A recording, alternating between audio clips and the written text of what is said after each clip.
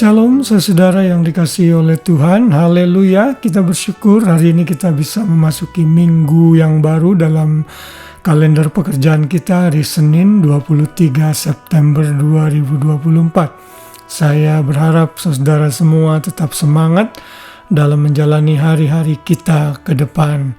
Dan sekali lagi saya mengingatkan kalau saudara diberkati dengan renungan malam ini dan juga dengan channel kami, silakan subscribe dan bagikan channel kami kepada orang lain, juga forward renungan ini kepada orang lain sehingga kita sama-sama diberkati dan kami sebagai satu tubuh Kristus juga bisa menjadi berkat tentunya. Haleluya. Pada malam hari ini kembali sebelum kita tidur dan beristirahat, kita mau siapkan hati untuk dipenuhi dengan firman Tuhan. Dan hari ini kita belajar masih dalam seri mengelola hidup di dalam Tuhan. Saya beri judul hidup dengan ekspektasi. Mari kita baca ayatnya dalam Roma 5 ayat 5. Dan pengharapan tidak mengecewakan, karena kasih Allah telah dicurahkan di dalam hati kita oleh Roh Kudus yang telah dikaruniakan kepada kita. Hidup dengan ekspektasi maksudnya adalah hidup yang penuh dengan pengharapan. Sangat sulit bagi kita untuk mengelola hidup kita bila kita menjadi pribadi yang cepat putus asa saat masalah datang menghimpit hidup kita. Kalau semua dalam keadaan baik-baik saja, uang di tabungan banyak, sehat-sehat saja, tidak ada masalah, saya yakin semua orang bisa hidup dengan tenang. Namun saat masalah dan pergumulan datang, apakah kita masih bisa tetap memiliki pengharapan dan tetap kuat serta semangat dalam menjalani hari-hari kita? Itu pertanyaan yang menjadi tantangan bagi kita semua untuk kita jawab. Dan hari ini kita sama-sama diingatkan melalui firman Tuhan bahwa hidup orang percaya adalah hidup dengan penuh ekspektasi. Kalau saudara melihat akar kata hope dalam bahasa Yunani dalam perjanjian baru itu adalah elpis. Elpis itu artinya confident expectation of good. Artinya rasa kepercayaan diri di dalam Tuhan bahwa yang baik pasti terjadi di dalam hidup kita. Sekalipun dalam situasi dan keadaan yang buruk, Tuhan punya rencana dan kehendak yang baik dalam hidup kita. Karena Roma 8:28 berkata, segala sesuatu turut bekerja untuk mendatangkan kebaikan bagi orang yang mengasihi Dia.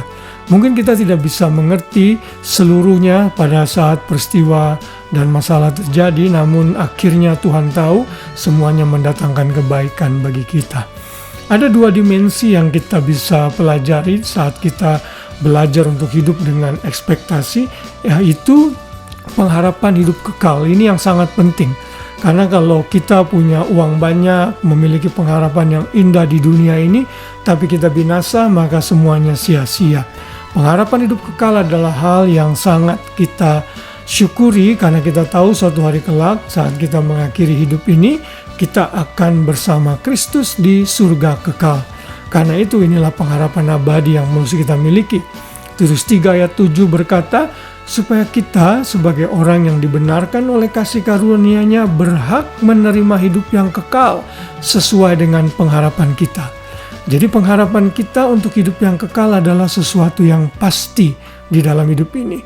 Lalu 1 Petrus 1 ayat 3 dan 4 berkata, terpujilah Allah dan Bapa Tuhan kita Yesus Kristus, yang karena rahmat-Nya yang besar telah melahirkan kita kembali oleh kebangkitan Yesus Kristus dari antara orang mati kepada suatu hidup yang penuh pengharapan, untuk menerima suatu bagian yang tidak dapat binasa, yang tidak dapat cemar dan yang tidak dapat layu, yang tersimpan di sorga bagi kamu.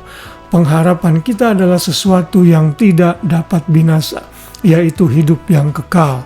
1 Korintus 15 ayat 19 berkata, jikalau kita hanya hidup ini saja menaruh pengharapan kepada Kristus, maka kita adalah orang-orang yang paling malang dari segala manusia. Ayat ini ada dalam konteks kebangkitan tubuh kita. Kita tahu suatu hari kelak kita akan dibangkitkan dan menerima tubuh kemuliaan. Itulah pengharapan kita yang terpenting, yang terutama di dalam hidup ini. Namun Tuhan juga memberikan janji kepada kita, kalau kita masih hidup 10, 20 atau beberapa puluh tahun lagi setelah kita percaya, Tuhan pun akan menjamin masa depan kita selama kita hidup di dunia ini.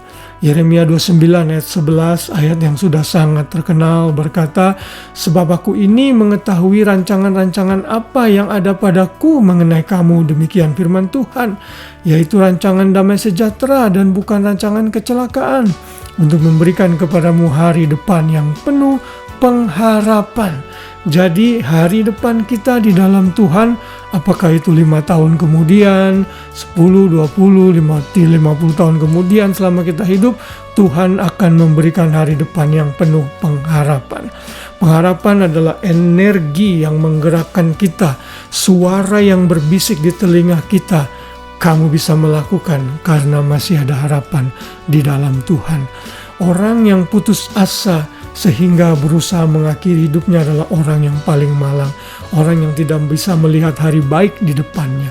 Sebagai orang percaya, kalau kita mau mengelola hidup kita dengan baik, bukan hanya untuk hari ini tapi masa depan, kita harus memiliki hidup yang penuh pengharapan di dalam Tuhan. Percaya Tuhan akan memelihara kita. Tidak perlu khawatir akan hari depan kita, namun kita percaya sepenuhnya pengharapan kita ada di dalam tangan Tuhan.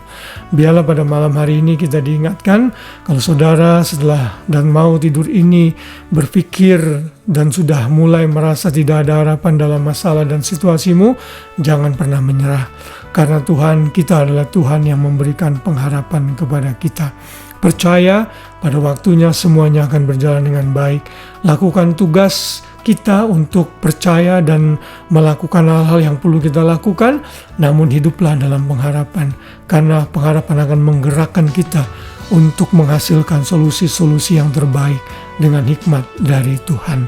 Kiranya pengharapan dan kasih Kristus memenuhi hati kita semua, sehingga kita bisa beristirahat dengan tenang dan besok pagi kita bangun dengan kekuatan yang baru dari Tuhan untuk menjalani hari-hari kita dengan sukacita dan penuh pengharapan.